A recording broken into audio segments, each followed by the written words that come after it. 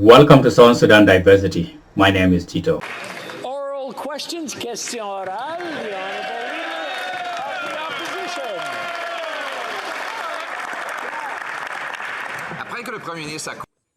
After the Prime Minister caused the highest inflation rates in 40 years with its inflationary deficits of $500 billion, the Prime Minister's tried to blame everyone else. But the future Liberal leader, Mark Carney, says currently inflation is mainly a domestic issue. Most of the inflation we're experiencing now is domestic in origin. So who should Liberals believe, their current leader or their future leader? The Right Honourable Prime Minister. There are global pressures causing inflation, whether it's disrupted supply chains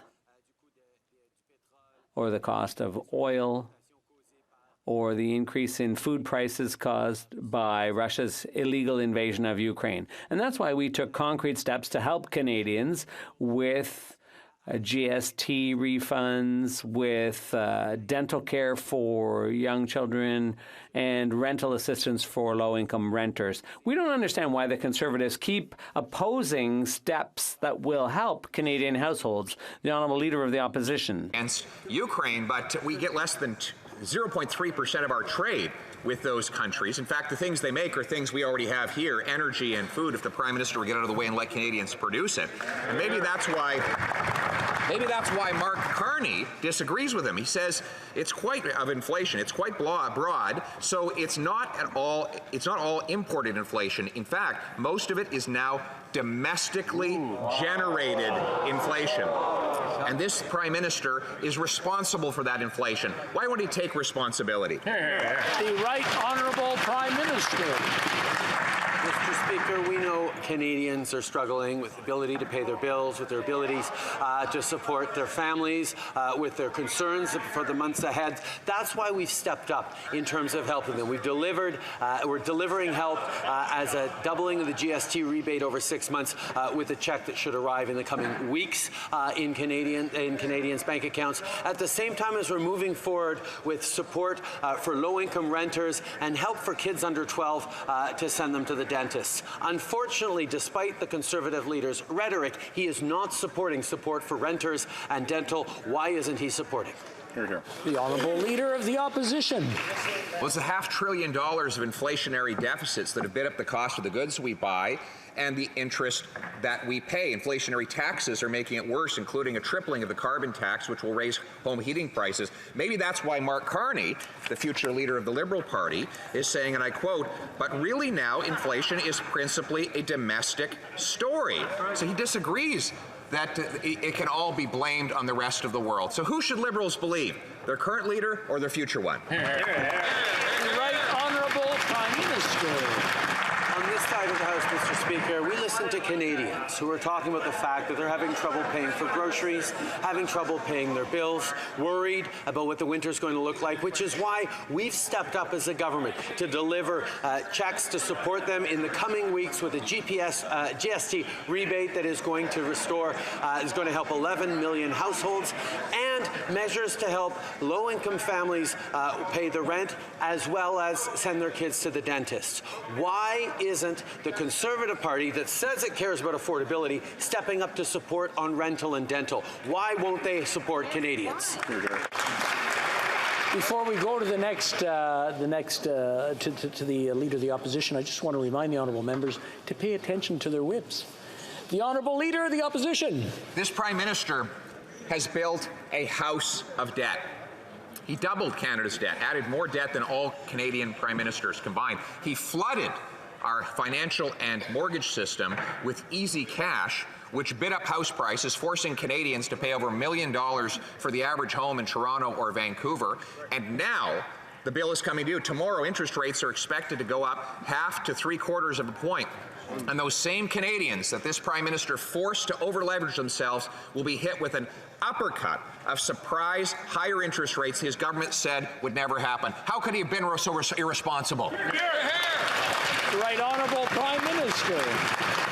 Mr. Speaker, I know the Leader of the Opposition disagreed with us, but we chose to have Canadians' backs through the worst economic crisis of the pandemic in generations. We were there with supports for workers, for small businesses. We were there for supports for seniors and young people. We were there to support Canadians, not just because it was the right thing to do, but because it was also the smart thing to do to ensure that our economy would come back faster, and it has faster than many of our peer countries. This is why we know that supporting Canadians is the best way to build a strong future. Why aren't they supporting dental and rental for Canadians who need it?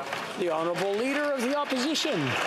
He didn't have Canadians' backs. He went behind their backs so that he could give $54 million to the disastrous ArriveCan app that we didn't need, didn't work, and that developers could design in a single weekend. He went behind Canadians' back to give out $500 million to the We Charity organization. He went behind Canadians' back to give out CERB checks to prisoners and public servants who were actually on the payroll at the time. You know, these monstrous deficits wouldn't be quite so bad if he hadn't wasted so much money. Why did he waste so much and leave Canadians with so little? Right Honourable Prime Minister. The lesson for most Canadians from this pandemic we all have been going through is that Canadians are there for each other. We support each other through times of difficulty, and when we do that, we actually do better than if we had all tried to go our own way. The reality is, being there for each other is what has got us to where we are today with a strong economy and given us the ability to step up and support directly those who need it with GST rebates, with dental and rental supports. Again, dental and rental supports that Conservatives are opposed to. The Honourable Member for Belleuil-Chambly. For the Prime Minister, submitting to the monarchy is unimportant. But the Prime Minister is an intelligent man. He can think about more than one thing at a time. But he's acting as if he can't. And it's too bad. He's going to have to vote tomorrow. Does he support our attachment to the British Crown? Because as far as we're concerned, an insincere oath doesn't count. So when the Prime Minister swears an oath to the Crown, is he being sincere?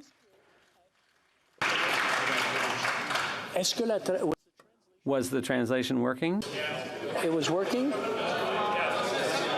No? Okay, everybody got it? Okay, just make excuse. Okay, sorry. One member didn't hear it, but we'll go to the Prime Minister. Check your... Monsieur le Président.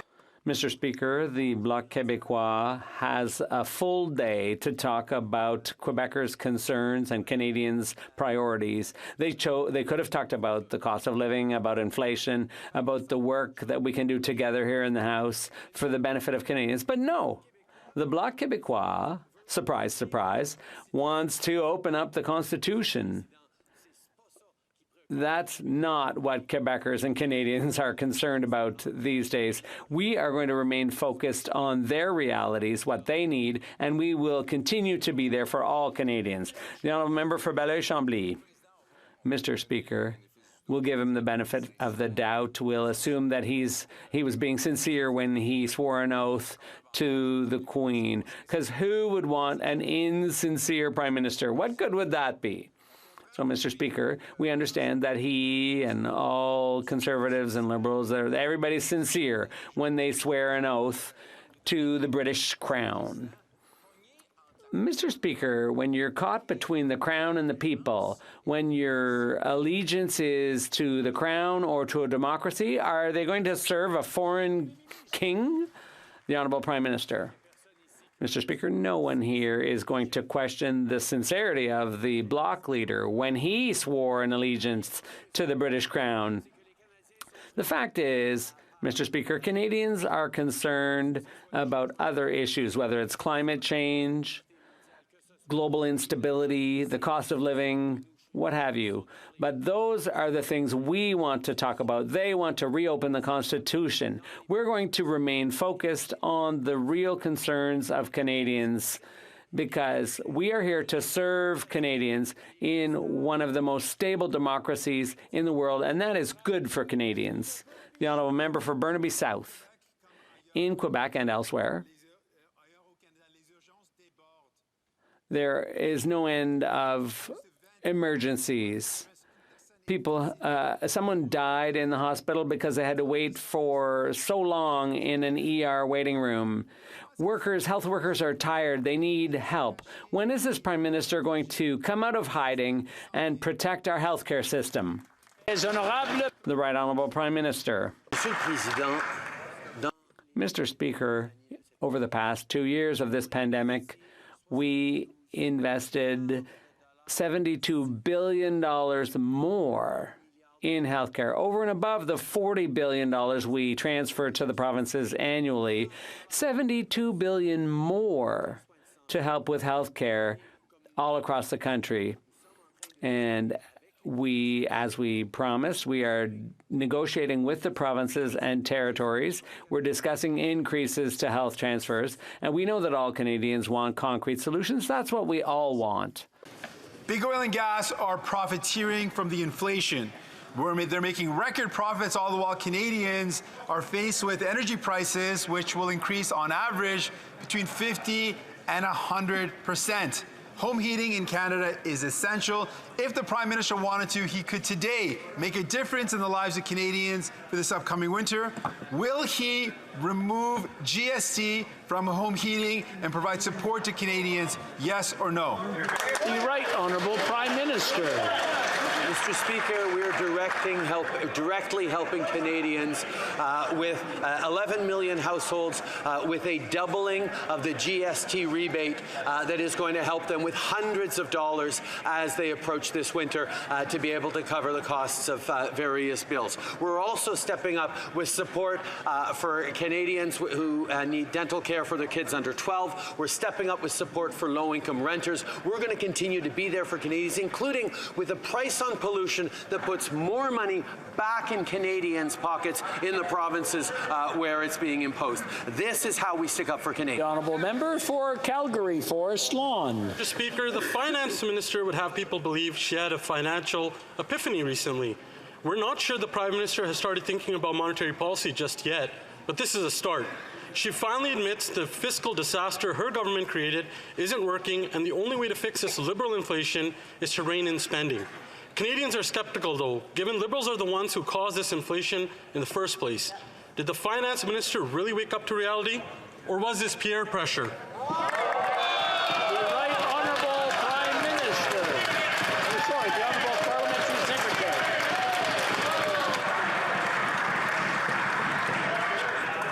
Mr. Speaker, Canada has the lowest net debt to GDP ratio among G7 countries, and Canada has the lowest deficit among G7 countries. Mr. Speaker, our deficit is hovering around 1%. That is nearly deficit zero. We have been fiscally responsible well before the new Conservative leader was elected, Mr. Speaker. In fact, we have been fiscally responsible in order to ensure that Canada would weather this inflationary storm better than most other countries. Mr. Speaker, the inflation numbers that we are seeing among our peers are much higher than we're seeing here in Canada, and in Canada we have an affordability plan that will help Canadians. Hear, hear. The Honourable Member for Calgary, Forest Lawn. Canadians are paying the price for her government's fiscal mismanagement and liberal inflation. $110 billion spent before COVID, $500 billion spent over the last few years, and $200 billion of which wasn't even COVID-related. Canadians' kitchen cabinets are bare while the Liberal cabinet keeps spending more money and filling their Liberal friends' cabinets up. But now all of a sudden this Finance Minister is telling her government to finally think about their inflationary spending habits. How can Canadians trust the arsonist to put out the fire they started in the first place? The Honourable Parliamentary Secretary. Mr. Speaker, many of our allies are seeing inflation at above 10%. We here in Canada are faring relatively better, but still seeing prices rise, which is why we put forward a comprehensive affordability plan. But I'd like to get back to something that the Conservative leader said in this House. He said, quote, "It is true that dumb governments all have inflation problems." Mr. Speaker, that statement is dangerous for many reasons. You see, Canada is a trading nation. We export more than we import. To say that our closest trading partners are led by dumb governments is to risk harm to the economy and to millions upon millions of Canadian jobs. These are serious times, Mr. Speaker. Serious times deserve... The honourable member for Lakeland. Mr. Speaker, yesterday the NDP Liberal Costly Coalition voted against removing their carbon tax from home heating. The carbon tax costs Albertans over $1,500 this year, and they don't get anywhere near that back. The fact is, these Liberals are punishing Canadians for the basic need of heating their homes, and they're going to triple their take. Canadians are already choosing between heating and eating, forced to wear winter coats inside just to afford groceries. Why won't the Liberals cancel their triple tax hikes on home heating? The Honourable Minister of the Environment. Thank you, Mr. Speaker. Right now, in British Columbia, parts of the province have been without water for more than 100 days. In Port au Basque, more than 100 families won't be able to go back to their home, and that's just a beginning, Mr. Speaker. In fact, some people are saying, I don't want to go back there. It's become too dangerous. What does the Conservative Party has to say about what they would do to fight climate change and protect Canadians? Nothing. In fact, they want to make pollution free again in Canada, Mr. Speaker. That's unacceptable. We have to work to protect Canadians from the impacts of climate change.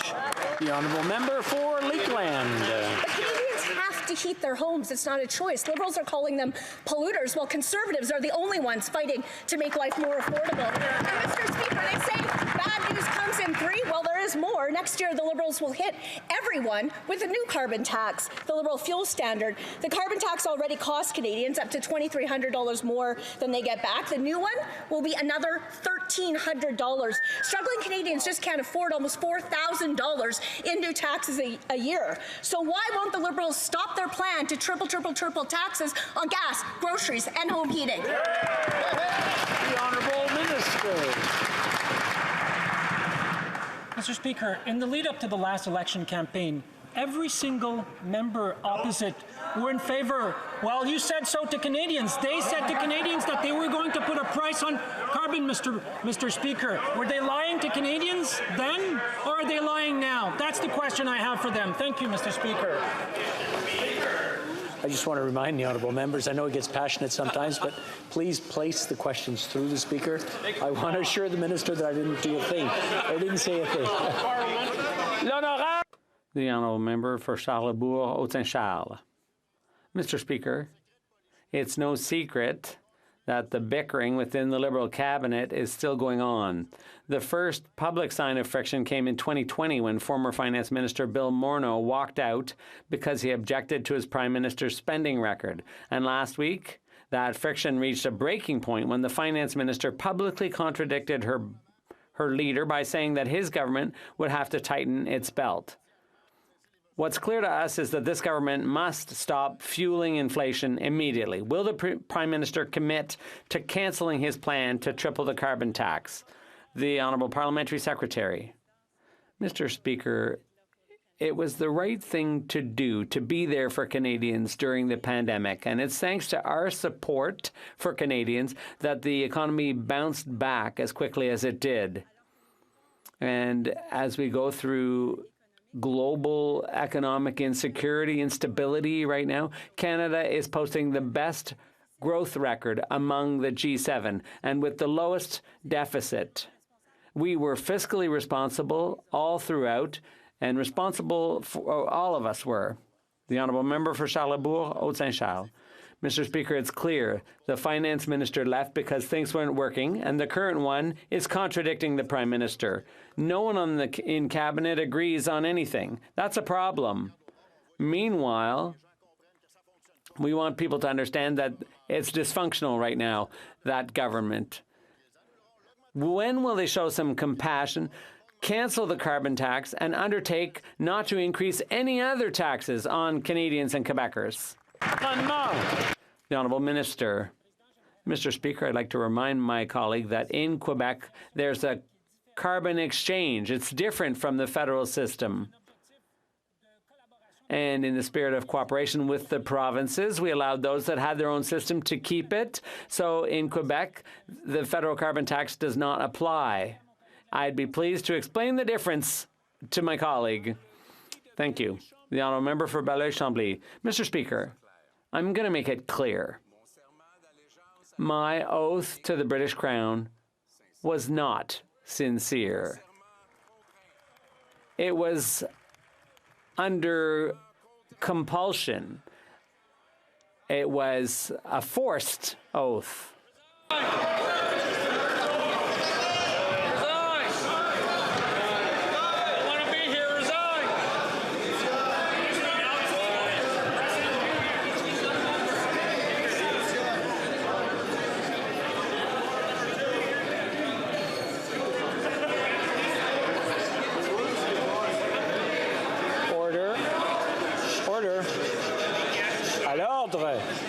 Order. À l'ordre. Order.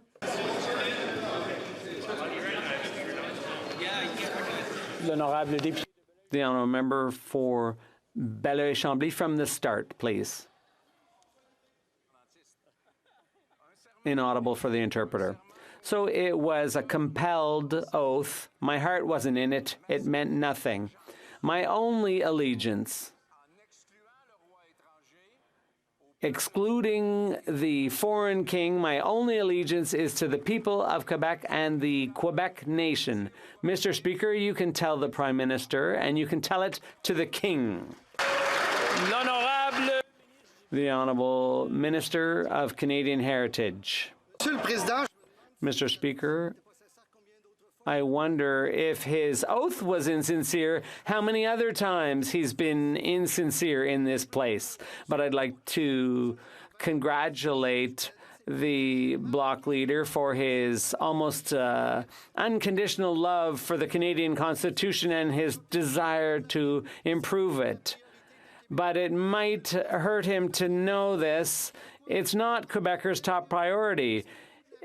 Their top priority is the cost of living, access to housing, our young people and our seniors. Those are the priorities of Quebecers, as much as it pains me to let the Bloc leader know. The honourable member for Mirabel. Mr. Speaker, the parliamentary budget officer has confirmed that the Liberal NDP dental benefit discriminates against Quebecers. Parents of kids 12 and under in Quebec will get half as much as parents in Canada. 50% of Quebec kids will qualify, but 100% of Quebec taxpayers will have to chip in. That's discrimination, courtesy of the NDP and the Liberal Party, Mr. Speaker. Discrimination can be fixed, though. What's the government going to do to stop this? The Honourable Minister of Health. Thank you, Mr. Speaker, and I'm very thankful to have this question, which gives me the opportunity to talk about dental care for children. 500,000 Canadian kids will now have access to free dental care. And for Quebec, there will be additional support for preventative dental care. And we know how important prevention is when it comes to dental health. This will help families and kids all across Canada, including in Quebec. The Honourable Member for Mirabel. Mr. Speaker, let me give you another explanation of how this dental benefit discriminates against Quebecers. It's because more of us have group insurance that covers dental care. In Quebec, both workers and employers agree to contribute to provide care for our kids. Today, the federal government is taxing those workers who make an effort to cut checks for others who aren't making the same effort. Do the Liberals and the NDP realize that they are discriminating against thousands of Quebec workers, most of whom are unionized? The Honourable Minister of Health. Thank you, Mr. Speaker. The member is right. Many of us in Canada and Quebec realize that dental care is important, including Canadian companies who do provide dental benefits in their collective agreements. And they're 40% of care, unfortunately, has to be paid for by individuals who don't have dental coverage. And that's why we wanted to ensure that all Canadians, including Quebecers, could have access to this dental care program. Mr. Speaker, new evidence has surfaced with respect to the political interference in the investigation of the mass shooting in Nova Scotia in 2020. Sadly, Mr. Speaker, 22 people and an unborn child died in this incredibly tragic event. It is exceedingly clear that the Minister of Public Safety politically interfered in the investigation of Canada's worst mass shooting. Nova Scotians want answers, not cover-ups. Such interference may be expected in a banana republic, but not in Canada. Will the minister resign? The Honourable Minister to the Queen's Privy Council. Thank you, Mr. Speaker. Mr. Speaker, as we have said a number of times in this House, the independence of police operations underpins the rule of law. This is a principle that I have not only always respected, but one which I have defended vigorously for decades. And Mr. Speaker, to be clear and explicit to everyone in this House, as I have been many times, I did not direct the Commissioner of the RCMP in any operational matter, including in the release of information pertaining to the firearms used in this tragedy. And further, Mr. Speaker, the Commissioner herself has testified a number of times that there was no interference. The Honourable Member for Kildonan St. Paul. Mr. Speaker, the former Minister of Public Safety said yesterday that his testimony in committee was entirely accurate, but the Commissioner of the RCMP not only directly contradicted his remarks in committee, but also in the newly released audio recording of the Commissioner during the infamous April 28, 2020 meeting where she reprimanded her deputies. So it stands to reason then that the Minister is implying that the Commissioner lied, that she lied to her deputies on the April 28th meeting and that she lied to parliamentarians in committee.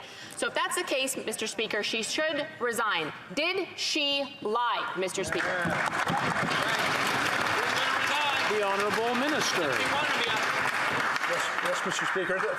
The member opposite is free to engage in any speculation and even fabrication that she wishes, although I would suggest that she might be somewhat more circumspect when she steps out of this House and makes such spurious allegations. But, Mr. Speaker, let me repeat. I did not direct the Commissioner of the RCMP in any operational matter. The Commissioner has confirmed that in her testimony before committee and under oath before the Mass Casualty Commission. Mr. Speaker, the matter is settled. Honourable Member for Kildonan St. Paul. Mr. Speaker, the Minister is expecting us to believe that the Commissioner acted solely on her own, that she politicized the tragic deaths of 22 Canadians, that she reprimanded her deputies for failing to share the models of the firearms used in those deaths, that she directly tied this to the Liberals' gun control policy, and then told her deputies that it was the Minister's office who asked her to do this. We're supposed to believe that she did this all on her own, Mr. Speaker. It's ridiculous, Mr. Speaker. If that was true, she would be fired, at least by a government with any common decency or integrity. So someone is lying, Mr. Speaker. Who is it? The Honourable Minister.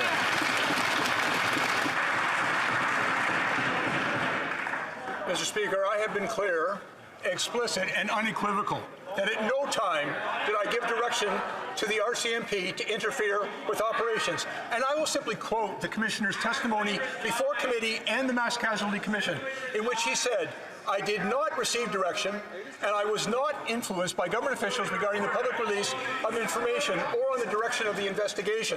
That is the Commissioner's testimony, and it coincides precisely with my statement that no direction was given. The Honourable Member for Louis Saint Laurent. Mr. Speaker, let's look at the facts as they stand. When the Commissioner had a conversation with her colleagues, and she said, I quote, "It was a request that I got from the Minister's office, and I told the Minister the information would be released, and then it wasn't." Mr. Speaker, it couldn't be any clearer. The RCMP Commissioner is implicating the Minister. Can the Minister act in...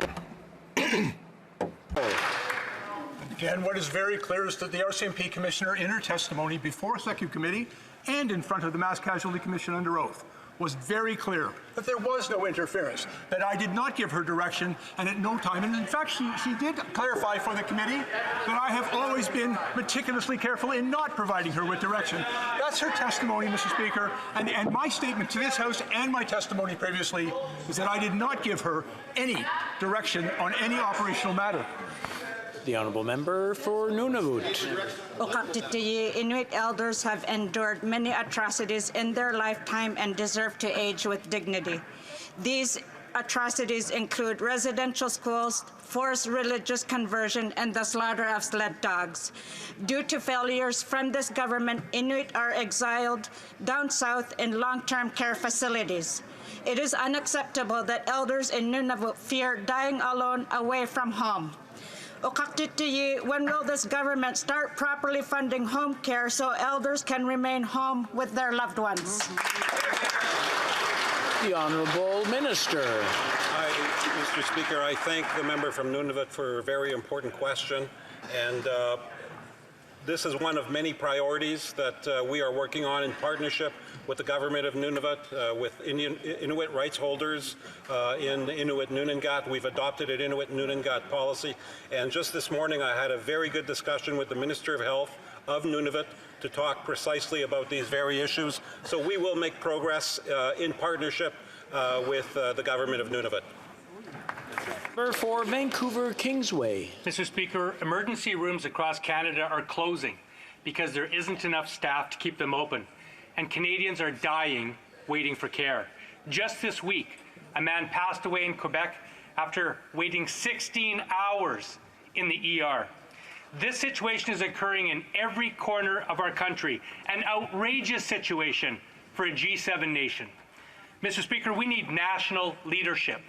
When will this Prime Minister sit down with the premiers to negotiate stable, sufficient, and long-term federal healthcare funding and save Canadians' lives? Hear, hear, hear. L'Honorable, the Honourable Minister of Health. Thank you, Mr. Speaker. I think we're all grateful for the member's question. We all feel and fear the consequences of the crisis that healthcare workers are going through throughout the country. That's true everywhere in Canada. Through a difficulty, as we heard, of accessing appropriate emergency care, but more than that, difficulty in having access to a family health team, having access to a safe and quality long-term care home, having access to home care, having access to palliative care, having access to dental care, indeed, Mr. Speaker. And that's why we're investing many, many billions of dollars, and we're going to continue doing that because we promised we would do so. Honourable Member for Hamilton Mountain. This year marks the 30th anniversary of Women's History Month. With the theme, She Did, So Now I Can, we recognize the actions of strong women who have had a positive impact on our lives, who have been pushing boundaries so others can have more opportunities today. With misogyny on the rise, including in this House, Speaker, our government recognizes the importance of uplifting and celebrating women's voices. Can the Minister of Women and Gender Equality and Youth speak about Women's History Month and share what we can do to support women now and in the future?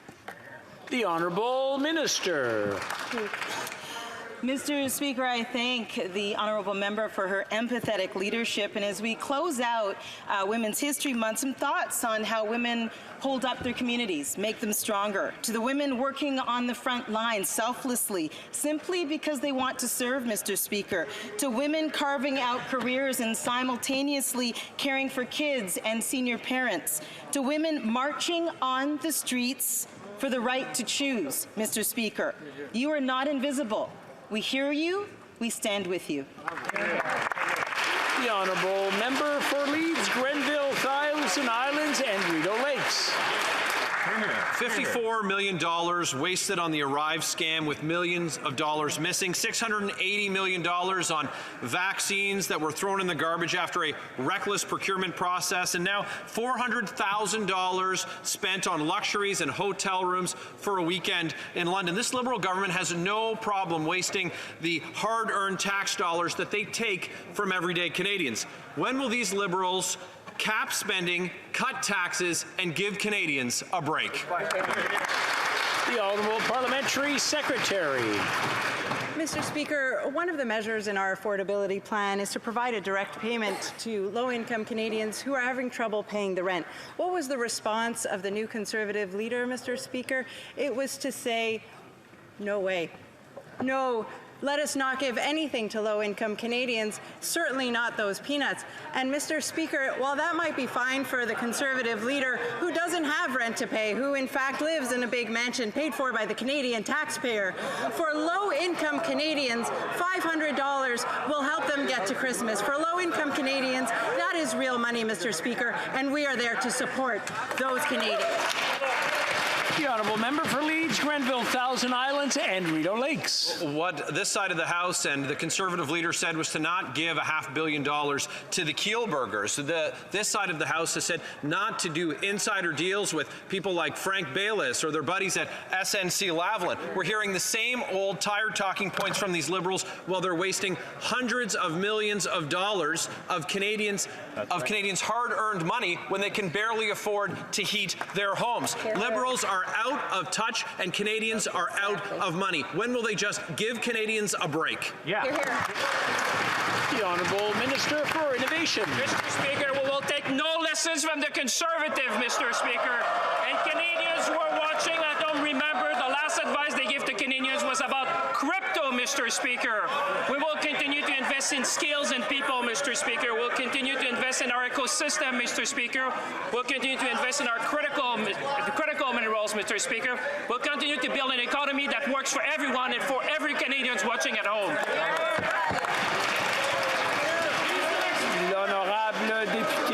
The Honourable Member for Mégantic-L'Érable. Mr. Speaker, the Prime Minister is acting like a child who has an unlimited credit card and who can just make minimum payments, and he knows that his children will pay it down. So we've got $400,000 for hotels in London and cronies. Why pay $250,000 when they can pay $50 more million for Arrive Can? What about $680 million for vaccines that got thrown out? Mr. Speaker, is there an adult among the Liberals? And should we take the Prime Minister's credit card away? The Honourable Minister of Families. The Conservatives forget what happened during the pandemic. It is this government who is there for Canadians. 9 million Canadians were supported through government payments, Canadians who lost their jobs. We were there, Mr. Speaker, during the pandemic. We're here now with the Canada Child Benefit and care for early childhood, and as well for people who have lost their jobs. Mr. Speaker, we are supporting Canadians, and we're not going to stop doing so. Thank you. The Honourable Member for Mégantic-L'Érable. Maybe that's a lapse, Mr. Speaker, but we're not going to forgive them for having paid $500 billion, adding $500 billion to the debt, and nothing was done for COVID. That's the reality. What about Arrive Scam? $55 million for an app that should have cost $250,000. $8 million for updates, but that never worked, Mr. Speaker. The government even says that it paid millions of dollars to businesses that said they never got a cent, Mr. Speaker. That's the reality. Mr. Speaker, this costly coalition is too expensive for the Canadians. Who is the winner of the Liberal lottery? The Honourable Minister of Health. Thank you, Mr. Speaker. I'm sure that there are many people who are wondering about the previous question when he criticized the vaccine supply for Canadians.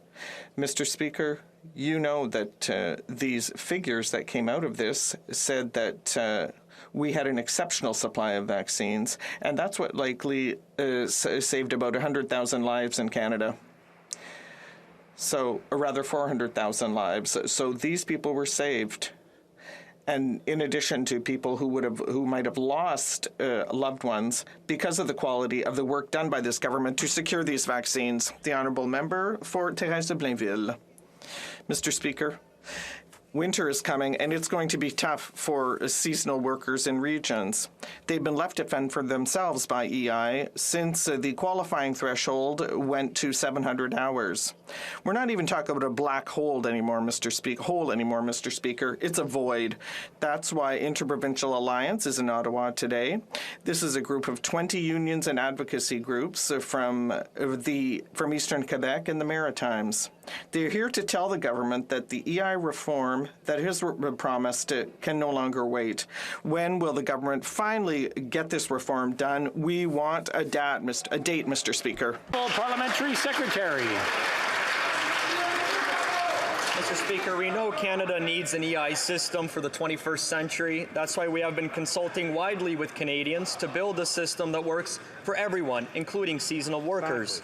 Although our temporary COVID support measures are winding down, regular EI benefits will continue to be available for workers, just as they were before the pandemic. And with Budget 2022, we are investing $110 million to extend the seasonal pilot until October 2023. Mr. Speaker, we know there is more work to do, and that's why we are committed to fully modernizing Canada's EI system. We look forward to launching our long-term plan. Thank you, Mr. Speaker. The Honourable Member for Thérèse de Blainville. Mr. Speaker, that answer doesn't work anymore. The government had already promised a reform in the summer, and we're still waiting. In fact, it's been promising this reform since 2015. It's been making promises for 7 years and telling us, yes, yes, it's coming. Now, workers are fed up. They can't be patient anymore. They're sick of being left to fend for themselves. They are here today on the Hill because they are not eligible anymore for employment insurance. They have been left in limbo. Will the Minister's office at least agree to meet with them? The Honourable Minister. Thank you, Mr. Speaker. I'd like to thank my honourable colleague for her question, for her work. I know that she has been working tirelessly for these people, and I know that we are working hard on the EI reform. We know on this side of the House that it is important. We need to get it done. I know the government is working on consultations to ensure that employers and employees have access to a quality EI system for Canadians today and in the future. Thank you. The Honourable Member for Simcoe North. Mr. Speaker, for 7 years, this government's mantra has been spend, spend, spend. They added $100 billion in debt before COVID and $500 billion of debt during COVID. Wow. They told us not to worry. The Deputy Prime Minister said just over 1 year ago, in today's low interest rate environment, not only can we afford these investments, it would be short-sighted not to make them. But now, in a leadership launch speech, the Deputy Prime Minister is distancing herself even from her own record, saying now is the time for restraint. How can Canadians trust the arsonist to put out the fire? Great question. Great. The Honourable Minister. Mr. Speaker, what the member opposite is talking about is CERB, Canada Emergency Response Benefit, that supported 9 million Canadians in one of the most difficult periods of time that our country has faced. What he's talking about is the Canada Emergency Wage Support that supported millions of Canadians and prevented organizations and businesses from closing their doors. And you know what those supports did, Mr. Speaker? It ensured that when the economy was ready to open up, when we were able to do that because public health measures worked and because Canadians did what they needed to do to get this pandemic under control, it meant that people could go back to work, businesses could reopen, and our economy could come back just as strong as before. Honourable Member for Simcoe North. Mr. Speaker, even the Parliamentary Budget Officer said half of the COVID spending wasn't even spent on COVID. Wow. This government said interest rates would remain low. They said there would be no inflation. Then they said inflation would be temporary. And now inflation's out of control, and this government is going to spend more on interest on the debt than we do on national defense. Wow. The government's plan hasn't worked. How can Canadians afford any more of this government? The Honourable Parliamentary Secretary. Mr. Speaker, let me simply correct the record by saying, as I said before, that we actually have the lowest deficit among G7 countries. It's hovering around 1%, almost zero deficit, Mr. Speaker. But let me also come back to the importance of the measures that we did put in place and the importance of supporting Canadians when they needed it most. It not only ensured that Canadians continue to take home a paycheck, Canadians continue to be able to pay their rent and their mortgage, but our economy has come roaring back even stronger than it did prior to the pandemic, thanks to the smart investments that we made and the fiscal responsibility that we still maintain today. The Honourable Member for Sarnia-Lambton. Well, that member is in deficit fantasy land. Mr. Speaker, our leader and our party have been calling for weeks for these Liberals to cancel taxes on Canadians. And yet, the Liberals are still planning to triple the carbon tax. I'm going to ask again today, will they stop their punishing plans to increase the carbon tax and drive up the cost of gas, groceries, and home heating? Yes or no? Yes. The Honourable Minister of the Environment. Mr. Speaker, I'd like to quote the member for Durham, who said, "We recognize that the most efficient way to reduce our emission is to use pricing mechanisms." We agree, Mr. Speaker. And may I also quote the member for New Brunswick Southwest, who said, "The backstop will kick in, the feds will take it over, and checks will begin to roll out to New Brunswick." That's exactly what we're doing, Mr. Speaker. We're fighting climate change and supporting Canadians. Thank you. The Honourable Member for Châteauguay-Lacolle. Thank you, Mr. Speaker. The Minister of Sport recently announced the renewal of funding of $25.3 million over 3 years for fairness for gender fairness in sport. This investment will help recruit and retain women and girls and will bolster ongoing efforts to achieve fairness between sexes at all levels by 2035. Can the Minister explain to us how this new contribution will help women in the world of sport? The Honourable Minister of Sport. Mr. Speaker, I'd like to thank my colleague from Châteauguay-Lacolle for her excellent work. We want to see more women and children participating in sports, but we also want to see more female coaches, officials, and women in senior management positions. This investment seeks to make all levels of sport in Canada more inclusive and accessible. We know this will make a major difference in the Canadian sports system, and we've seen recently that the place of women in sports is still undermined, but we are here to change things and to support their efforts. Thank you. The Honourable Member for Chicoutimi-Le-Fjord. Mr. Speaker, the Liberals have mismanaged the national debt. They counted on low interest rates in order to spend, but now they have to tax so they can spend. In the energy sector, the government was not able to prepare for the economic shock that was felt across the world. People don't have enough money and have no leeway. Will the Liberals pledge to be compassionate and to cancel the carbon tax? The Honourable Minister of Canadian Heritage. Mr. Speaker, the Conservatives have a very short memory. When we talk about COVID programs, it took unanimous support here in the House. We didn't have time to debate it in the House. Every party had to approve it right away. And every time we tried, they approved every single one of the programs we presented, unless they weren't sincere that time either. Member for Banff Airdrie. Mr. Speaker, people in my part of Alberta were just hit with 5 inches of snow, and more is on the way. Winter is coming, and Canadians will need to heat their homes to keep out of the cold. So why is this Prime Minister taxing home heating fuel like it's some kind of luxury? Has he forgotten that we live in Canada? So when will he do the right thing and cancel his plan to triple the taxes on gas, groceries, and home heating? Hear, hear. The Honourable Minister. Mr. Speaker, the only way to eliminate energy poverty is to reduce household costs in energy and by fighting climate change. With the volatility of oil prices and record profit of oil companies, Conservatives are proposing Canadians be chained to the oil and gas markets and completely vulnerable to foreign wars and cartels. Our plan is to give Canadians autonomy and sovereignty on their energy needs and their finances. Thank you, Mr. Speaker. The Honourable Member for Battleford's Lloydminster. Honestly, Mr. Speaker, the Liberals need to start listening to Canadians. They can't afford to put food on their table or gas in their tanks or heat their homes. The Prime Minister insists on punishing Canadians for the crime of just heating their homes or putting food on their table. They think it's a crime. It's just ludicrous. Well, the Prime Minister can afford to jet set around the world on the taxpayer's dime. Canadians are just trying to afford basic necessities. Mr. Speaker, will the NDP Liberal government have some decency and cancel their plans to triple the carbon tax? The Honourable Minister for Families.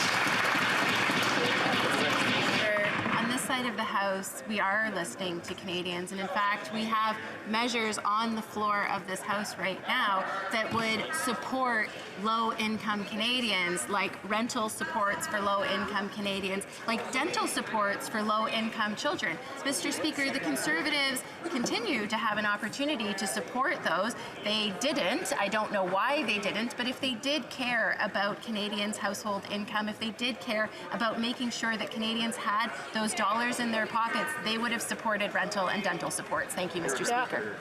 The honourable member for Bonavista, Buren Trinity. Mr. Speaker, a month ago, one of the strongest storms hit this country and destroyed homes and forever altered the lives of thousands of people in Atlantic Canada. In the first days after the storm, we saw neighbours go above and beyond to help their neighbours. Local charities, non-profits, and even the Canadian Armed Forces stepped up to help our communities. I offer them my deepest thanks. But while the immediate danger is past, there are many people who still need help. Can the Minister of Emergency Preparedness tell this House how the federal government will continue to support my constituents and the people of Atlantic Canada in the months ahead? The Honourable Minister. Thank you, Mr. Speaker. And let me first say that I believe that is in the thoughts of every member of this House. And we remain in our hearts, the members' constituents, and all those who were impacted by Hurricane Fiona. I'd like to take this opportunity, Mr. Speaker, to extend my thanks to the many people and organizations who stepped up when the storm struck and were there to help when people needed it most. In true Canadian spirit, people from coast to coast have chipped in to support ongoing relief efforts. Over $22 million has been fundraised so far for the Red Cross's work, and our government is matching every dollar raised. In recognition of Canadians' generous spirits, we recently extended this donation matching program to October 31st, and I want to assure my colleagues we'll be there for the people throughout this recovery. The honourable member for Port Moody, Coquitlam. Mr. Speaker, Canadians are experiencing the devastation of the climate emergency. Natural disasters like Hurricane Fiona are leaving entire communities reeling. Local governments want leadership from the Liberals on climate resilient infrastructure. It is past due for infrastructure funding to live up to the times. This government would rather give billions in subsidies to big oil and gas instead of helping people fight the climate crisis. When are the Liberals going to stop dragging their feet and fund the resilient infrastructure communities need? The Honourable Minister of the Environment. Thank you, Mr. Speaker, and I want to thank my honourable colleague for her question. In fact, according to independent international report, we're investing in Canada now twice as more in clean technologies and renewable energy than we are in fossil fuels. But that's just the beginning, Mr. Speaker. We've already invested $4 billion in adaptation measures, and we will be announcing in the coming months our national adaptation strategy to work with provinces, territories, Indigenous leadership, and municipalities to better prepare Canadians for climate change. Thank you, Mr. Speaker. Well done. The honourable member for Edmonton Strathcona. Mr. Speaker, over 600 students, including 80 Ukrainian refugees at the University of Alberta, weren't able to go to school this September because they couldn't get a study permit. Because of IRCC delays and backlogs, students are choosing to study elsewhere, and it is costing Canadian universities millions of dollars. The minister needs to be held accountable for ruining the lives of students who just want to study in Canada. When will this government fix the shameful problems at IRCC for students and for all those wanting to come to Canada? The Honourable Minister of Immigration. Mr. Speaker, with enormous respect to my colleague who posed the question, I'd point out that we have actually processed the largest number of study permits this year compared to any year on record. We have had a 30% this year over last year, which represented a 30% increase over the record-setting year prior. In addition, Mr. Speaker, we know we need to do more to continue to support international students, and I'm pleased to remind this House that we recently made a change to lift the cap on the number of hours that international students can work and have adopted new measures to make it more flexible so students could continue to pursue their studies online before they arrived in Canada. We will look under every stone we will turn them over to find solutions to support international students because it's good for Canada. Bravo, good point. I'm afraid that's all the time we have for question period today.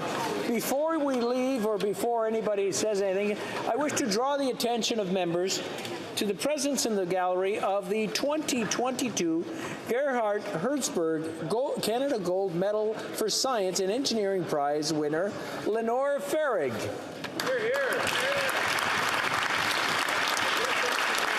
Thanks for watching. Please feel free to suggest any topics to be covered by South Sudan Diversity, and remember to subscribe if you like what you see.